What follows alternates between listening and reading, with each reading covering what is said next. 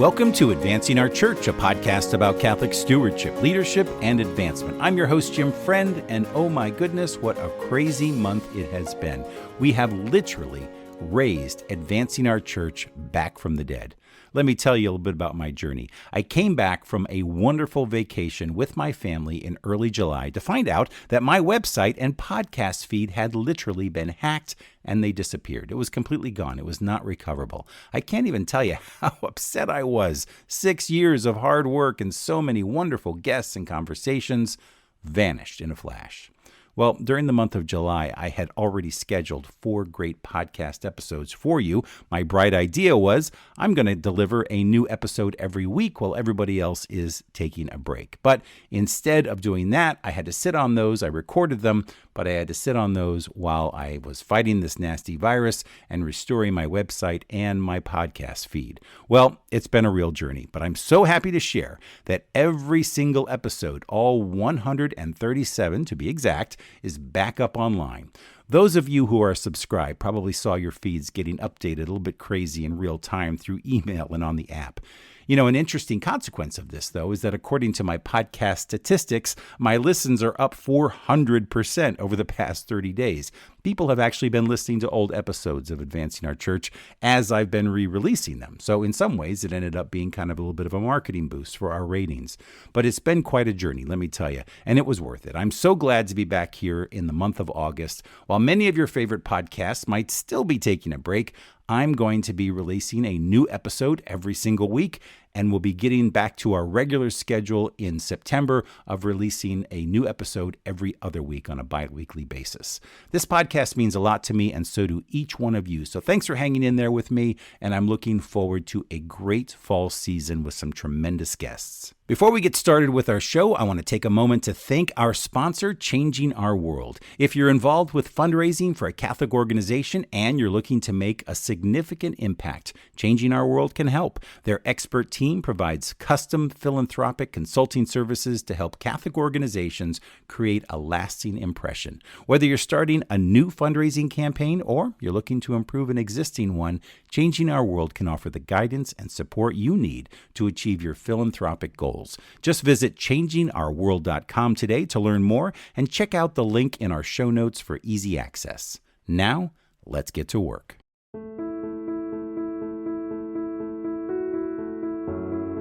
Today, we're going to talk about the relationship between development and communications and how to optimize those roles to work in unison towards the goals of your organization. In today's episode, I'm joined by Jennifer Trefelner, the Director of Development and Communications for the Diocese of Palm Beach. I will post Jennifer's complete bio on the show notes of this episode, but let me give you just a few highlights. Jennifer has been with the Diocese of Palm Beach for over 20 years. She began as Director of Advancement for Archbishop John Carroll High School in Fort Pierce, and then just 5 years ago, she took on the role of Director of Communications, Marketing, and Social Media for the whole diocese. In 2021, she was asked to expand her role and take on the position of Director of Development for the diocese. Jennifer has received numerous certifications in public relations and communications over the years, and her work has been recognized numerous times, including when she was named FPRA Member of the Year, Crisis Communicator of the Year, Communicator of the Year for a special event, Communicator of the Year for a nonprofit, and as the FPRA Rising Star nominee, just to name a few of her awards. I think you'll find Jennifer's perspective on integrating development with communications quite helpful. And so, without further ado, here's our conversation. Well, welcome everybody. Welcome back to Advancing Our Church. I am so thrilled to have back one of our wonderful guests that we've had in the past, Jennifer Trefelner from the Diocese of Palm Beach. And today we're going to be speaking about linking development and communications and how to optimize those roles to work in unison towards the goals of your organization. And I think that this conversation will be so helpful no matter if you work at a diocese, a Catholic school, or really any nonprofit. We all have the communications function and the development function. Some of us wear both hats and some of us share those hats with other people. And so I think it's just going to be wonderful. Jennifer, welcome back to the podcast. Thank you so much, Jim. Always a pleasure to be with you.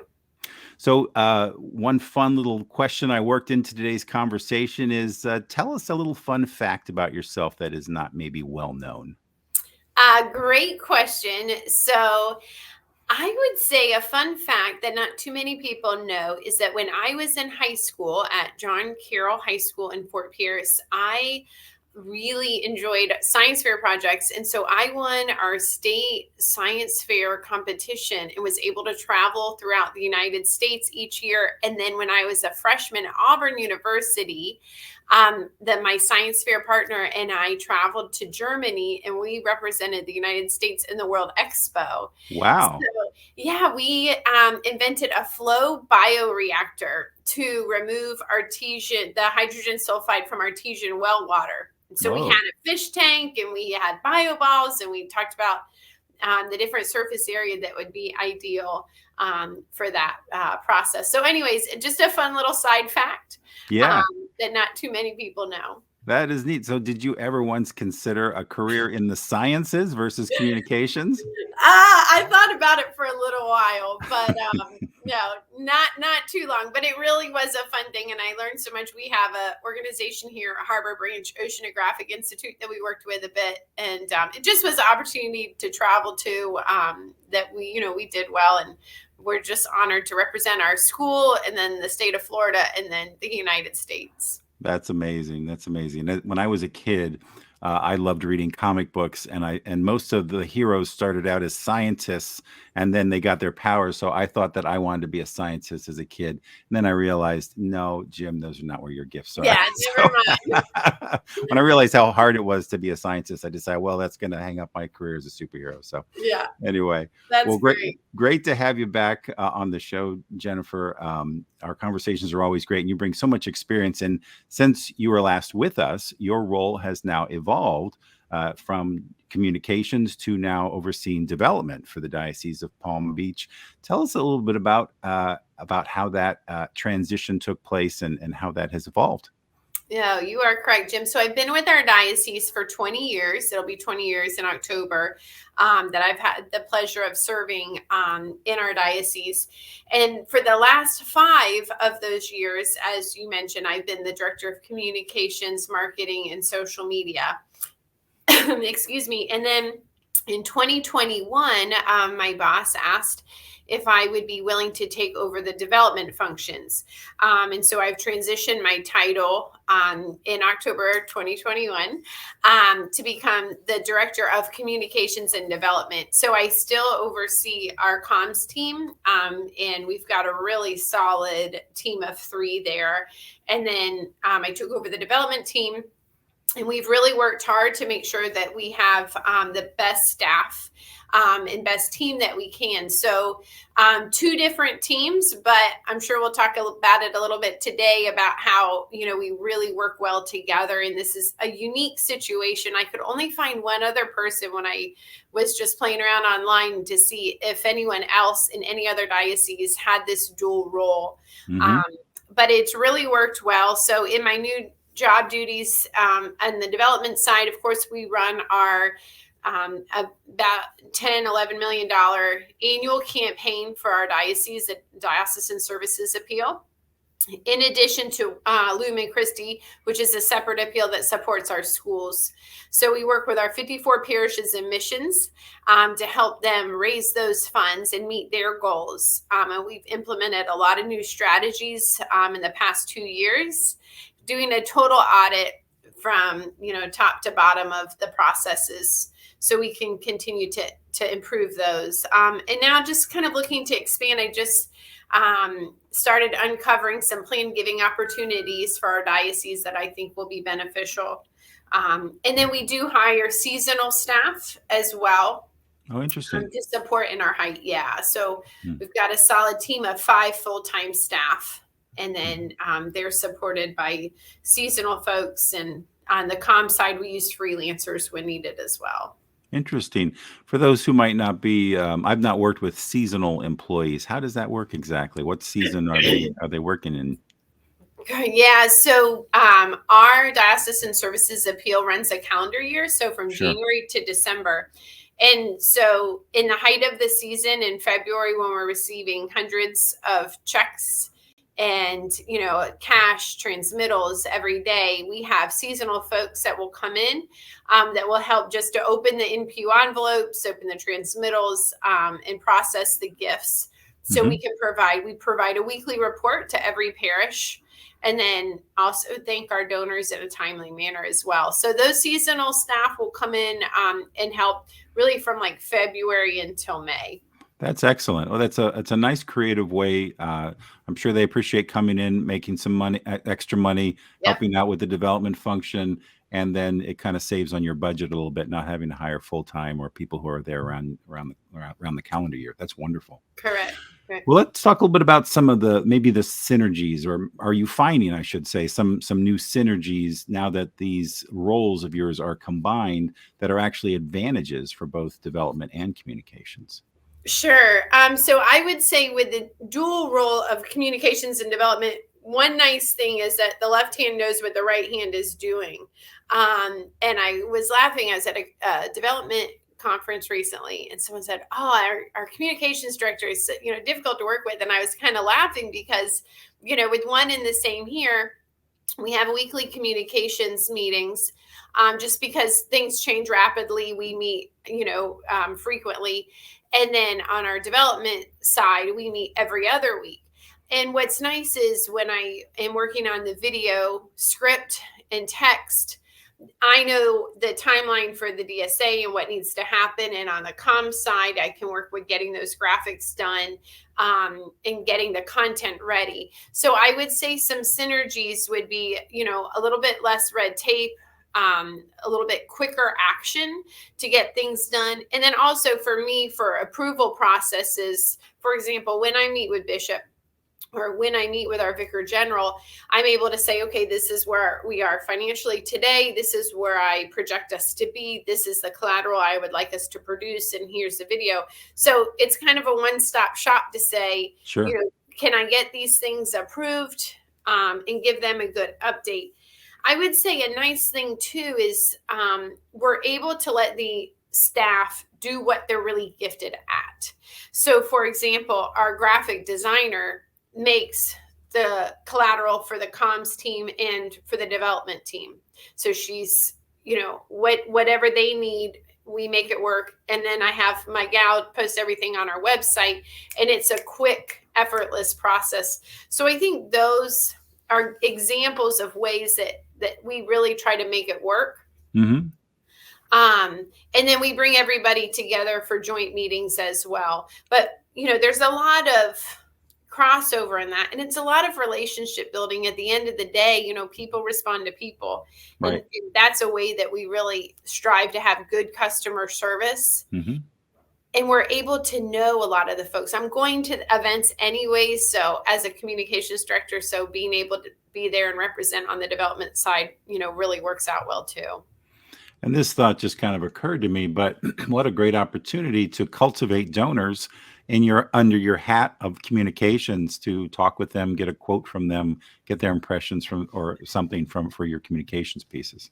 Correct. Yeah. So that happens more frequently than I anticipate when I'm out representing the diocese at a certain thing. And I'm able to say, thank you so much for your gift. We appreciate your support, but they're also volunteering in a different way. So kind of getting this holistic picture of what the entities are. And plus, I'm very familiar with our schools. We have 20 schools, 54 parishes and missions. So working with them on the communication side for so many years, and now on the development side, we have a really nice mutual respect for one another at the deanery meetings and things of that nature, which I'm grateful for. No, that's wonderful. In many places, the roles are separate and distinct. And I've spoken with colleagues over the years who felt that overall communications could have been better for the organization, whether it be aimed at development communications or just general communications, if there was a more integrated plan. How is development dependent upon communications, and how is communications dependent upon development? And what does that look like when you achieve that synergy? And you've already given a couple of examples. Sure. So on the development side, what I'll do is, I'll say these are the areas that we need communication support on. So we know we're going to need an appeal video. We know we're going to need those solicitation letters. We know we're going to need the graphics. So what's helpful is as I'm kind of crunching our numbers of where the DSA funds are going and what's being supported, I am able to come up with the touch points for the development side because I know that our communications team has already written an article about certain ministries and offices. And so I think that that's nice. So the development team needs communications to roll out for support for the parishes. We have a website where they can glean information. We're able to update in real time all of our social media to really support the development efforts. And that works very well, especially also for that other appeal that I mentioned to support our schools. And then the communications, they need development. I mean, we are, helping fund the operations of our diocese. And the communications team is used to providing services for our different offices and ministries here within the pastoral center, and development being one of those. But the staff really works well interchangeably. And so I'm grateful for that. And we have some really good specific examples of how it works. For example, I host quarterly meetings for our parishes and quarterly meetings for our schools. Anyone that's involved in the communication staff. So at a parish, like you mentioned, it could be the secretary, it could be the pastor, it could be a dedicated communications person. And we have those meetings quarterly. And I have a guest speaker come in, or I'll speak on a topic that they've asked for. So for example, next month, we're going to have somebody come in and do a whole presentation on how to use your iPhone to take better quality photos and videos, because we know that the parish staff and school staff is using that on their social media, on Canva. That's really what they're using. Mm-hmm.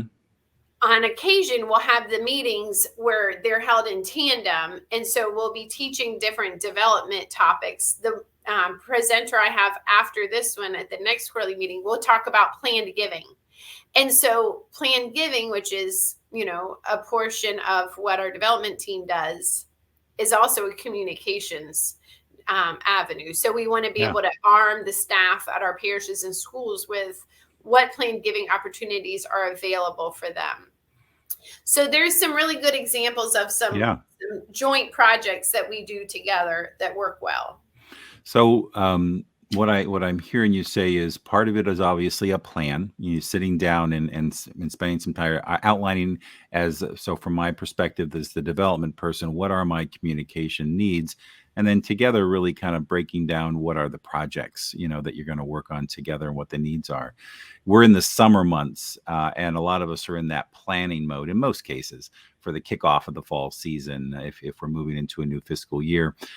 What can development and communications do this summer to perhaps create better synergy moving forward? Yeah, I get it. And you're right.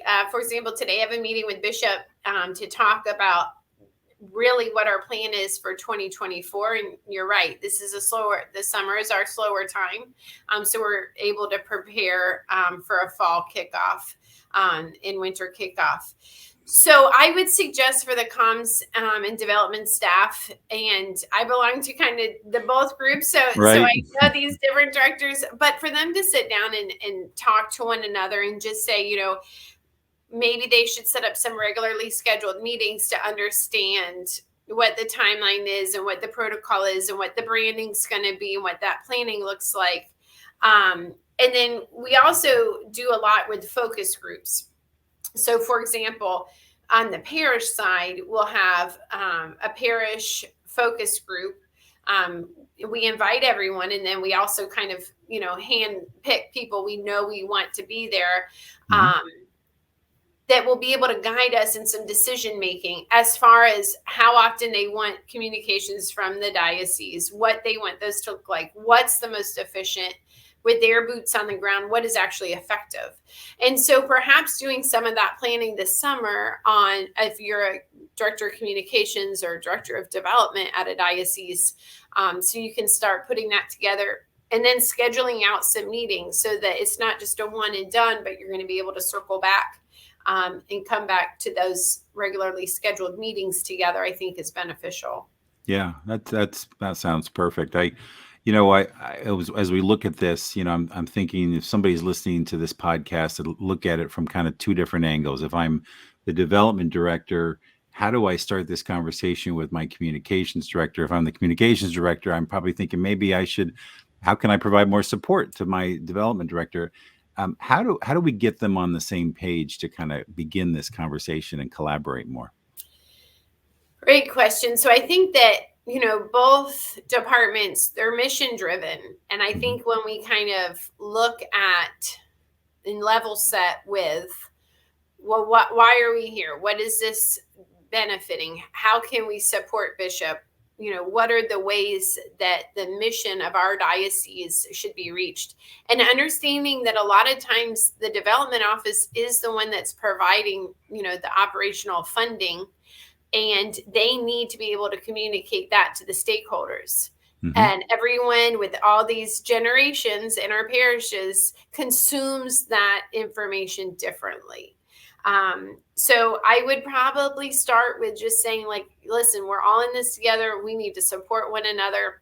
The gifts and talents I have found of our development team are not that of our communications team. So Right. our highly creative, really website, specific, and reporters, their skill sets are different than those that are entering credit card, debit card, running, checks and cash and such. So letting them, do their roles and responsibilities separately, I think is a really wise decision, and let them play to their strengths, while also coming up with plans for that synergy.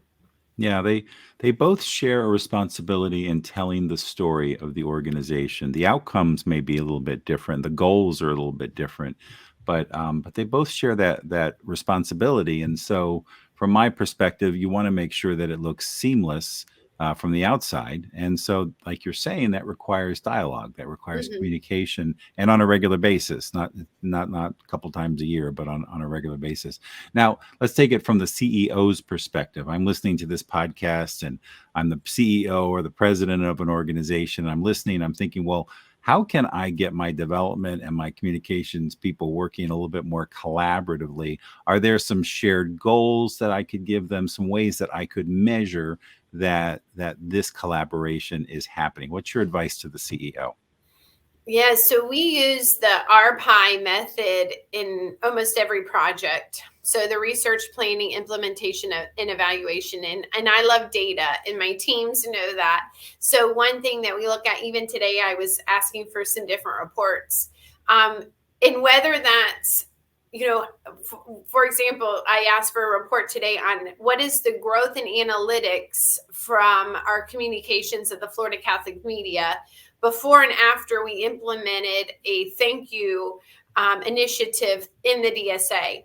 So I think if I'm the CEO, I'm looking at productivity, I'm looking at efficiency, and I think being able to task both the director of communications and director of development to say, all right, what are those tangible analytics that you can provide for me to show the growth in certain areas? And, our jobs are unique. There's a lot of intangibles that it's hard to measure when, you're evangelizing Right. to the faithful. So, we have 95,000 Catholic families in our 5-county area. And so when I'm able to say, well, we had a 288% growth in the past 4 months from the 4 months prior to that on our e-newsletter distribution, that's great. Yeah.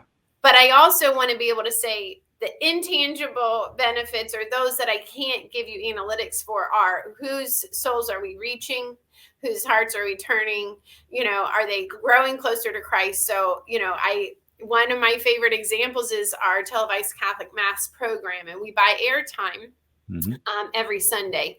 And, we saw great growth, especially during COVID, and our donations are up, and we're very blessed. But I just received the letters almost every day from those that watch it, and they're from, homebound folks primarily, and those in the hospital. And those are just intangible benefits that, really reaching them and reaching them in a time of need. So I think I would sit down with the CEO and I would say, I can tell you using our pie, this is what's going to work and this is what we're going to measure. And these are the tools we're going to use for that. And we're going to pivot if it's not working. But then also kind of looking at, how are we also living the mission? Oh, absolutely. And I hadn't thought about the fact that obviously there are intangible pieces from the evangelization piece, especially for all of our Catholic listeners who there's an evangelization component of your work. But certainly, like you're saying, there are metrics, right? There are metrics, whether it's the number of views, the number of hits on a social media post or what have you. All that has to be balanced out when we weigh out the value of what we're doing and how effective we are in it. And some of it we just may never know. We just may be planting seeds, as you're saying, and that's only God will know that in the end, right? So correct. Well, Jennifer, as we close up our conversation, any final thoughts or recommendations for our listeners on communication or developments or anything we've discussed so far? I check in with I have open door policy. I do a formal check-in twice a year and I ask them questions like, how can I be a better leader? How can I be a better boss? What tools do they need to be successful? What are their favorite parts of their job? What are their least favorite parts? And just trying to continue to, be fluid and understanding as employees' needs change, and providing the best training for them. So I'm a big fan of professional development, not only for myself, but for our staff here and for our teams. So I would encourage, whether you're director of communications or development or the CEO, just to engage, your employees with that. That's really worked well with us. I would say too, to seek feedback. Since taking over the development team, like I said, we do focus groups in different areas. I do a monthly check-in with all of our parishes. So I offer, and they're welcome to join. They don't have to, but just going over tips and tricks and tools, new updates that we're providing, and then also a time for us to listen. And then we listen also at those quarterly meetings, which I think is helpful. And we've also started here internally, all of our directors in different offices meet and come together. And I host a meeting about every 6 weeks. Nice. Which is really helpful. So I would say that's always beneficial. We talk about rules of engagement at our team meetings, just understanding what is expected of them, and just making sure there's clear communication and what they can expect from me. And I think just always making sure that, we are working towards excellent customer service and living our mission. It's an honor for us to work at the diocese and to work for Bishop, and just, remembering that this is not an honor that we take lightly. So, we're going to do our very best every day to meet our mission. And I think you can't really have a bad day if that's your barometer, Yeah, exactly. No, there are intangible benefits for the work that we do in our Catholic organizations. I love what you're saying. When I worked both in the Philadelphia Archdiocese and the Allentown Diocese, I always enjoyed bringing our development and advancement professionals together like you do every 6 weeks or every other month. And I found that they really looked forward to seeing each other and to collaborating, because what we do is so unique. You can't go to an AFP meeting and have the same impact. It's that Catholic development, Catholic communications professional, that it's just a unique mission, and we collaborate in different ways, I think. I agree. Yeah. Well, Jennifer, thanks for taking a little time with us here in the middle of the summer. I know you're busy getting ready for your next appeal and for your many communications efforts, but really appreciate all the expertise and the experience that you brought to our conversation. And it was just great seeing you. Thank you so much. Always a pleasure being with you and your audience. Thanks so much. God bless. God bless. I want to thank Jennifer for sharing her experiences and her insights with us on today's episode. I learned a lot, and I'm sure you did too. I'll leave a link to Jennifer in the show notes of this episode if you'd like to get in touch with her and ask her more questions about this constantly evolving topic of how to integrate development with communications. Thanks again, Jennifer, for being on today's show. Well, that's our show this week. I want to thank you, our listeners, for joining me on today's show. I hope that you found this conversation valuable and that it will inspire you in some way to take action and advance the mission of our church. And if this is your first time listening to Advancing Our Church, I hope you're going to stick around and subscribe. You can find us on all places where you download your favorite podcasts. You can find us on YouTube. You can follow us on Twitter, Facebook, or Instagram. And for more information about our show, please visit our fully restored website at advancingourchurch.com. A big shout out to my wife, Kristin, for helping me to restore that website. I could not have done this without you, honey. I love you so much. Once again, many thanks to our sponsor, Changing Our World. You can find a link to their website in the show notes of this episode. Well, that's it for me, everybody. Have a great month of August. We'll see you next week. Take care and God bless.